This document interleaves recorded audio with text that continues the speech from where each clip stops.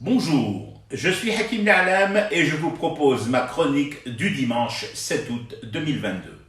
Elle s'intitule « Quand t'es con, t'es con ».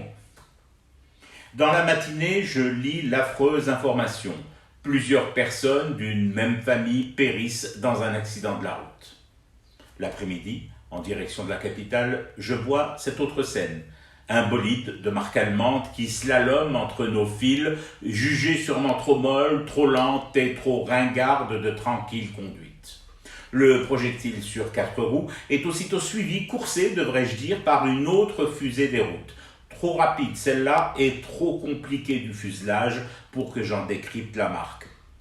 C'est à ce moment précis, encore secoué par ce rodéo, que l'idée du traité sur le suicide a surgi dans ma tête. Oui, comme ça, spontanément ou presque, comme prochain chantier de livre d'essai, pour sortir un peu du roman classique.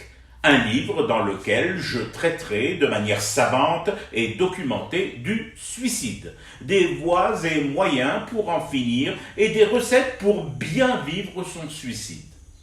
Évidemment, le chapitre consacré aux fous du volant sera essentiel, fourni, volumineux et surtout, j'y développerai tout mon art imaginatif pour aider les accros à la pédale à raccourcir leur temps d'attente sur Terre. En attendant que je m'y mette un avant-goût aujourd'hui, comme un amuse-gueule avant le cassage de pipe. Je rappelle d'abord un principe de base, vital au starbé du turbocompresseur. L'idéal en matière de suicide, c'est de trouver la fameuse martingale, zéro douleur, maximum d'efficacité. Et très franchement, l'accident de voiture, ce n'est pas l'idéal. D'autant plus qu'on ne meurt pas à tous les coups, tellement les airbags et protections sont de plus en plus perfectionnés ces dernières années.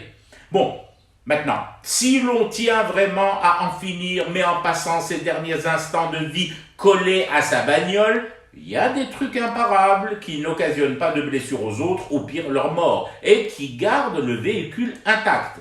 Ce qui, pour la famille du défunt, ses héritiers, présente l'avantage de pouvoir récupérer la tutute en parfait état de marche une fois les rituels du 3e et 40e jour expédiés. Alors, recette. Un rouleau d'adhésif, basique. Un lieu discret, un garage étant l'idéal pour le projet.